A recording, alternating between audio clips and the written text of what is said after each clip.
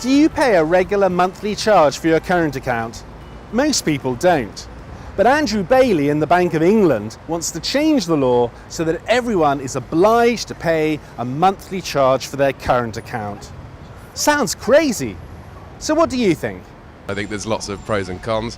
I think that everyone should be allowed to have a free bank account. Well, I think the banks will make their profit however, so it doesn't really affect the bottom line, does it? It would annoy me unless I was getting something in return, which I'm not at the moment, so they'd have to give me something for the money I'm spending. Would it be a decent interest rate? Would that make it worthwhile? It would certainly help. Do you get any interest paid when you're in credit on your current account? Do you get any interest paid? Well, compared to the interest that I pay on my debt, there's absolutely no comparison. No, I mean I don't know what the percentage is, but it's very, very small. I asked Eric Linders of the British Bankers Association, is free banking really free?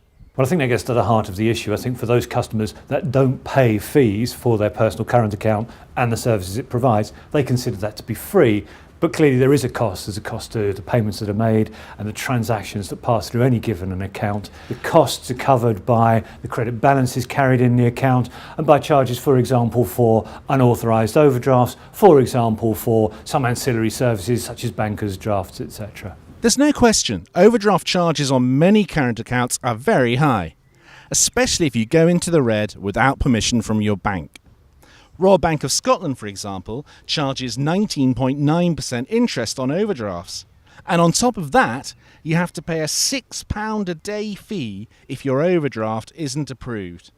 And then on top of that, there's a £6 fee for every transaction that isn't approved. I think it's about whether or not fees should be charged in a far more consistent, open, transparent way. So a monthly fee or a fee per item, for example, something that small business customers would be more familiar with. Let's be clear though, there are two sides to this debate, and for all those who say they pay fees and think it's unfair because others don't, there are those who don't pay fees and say they would very much like to maintain that position. The truth is, if you manage your bank account carefully, you can have free banking.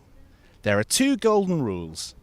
Make sure you stay in the black and don't leave large balances sitting in a current account when you could earn more interest elsewhere. Plenty of people are able to do that, so why can't they be allowed to carry on?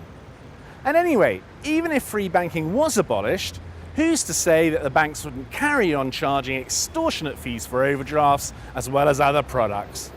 So my message to the Bank of England is simple. This is a really dumb idea.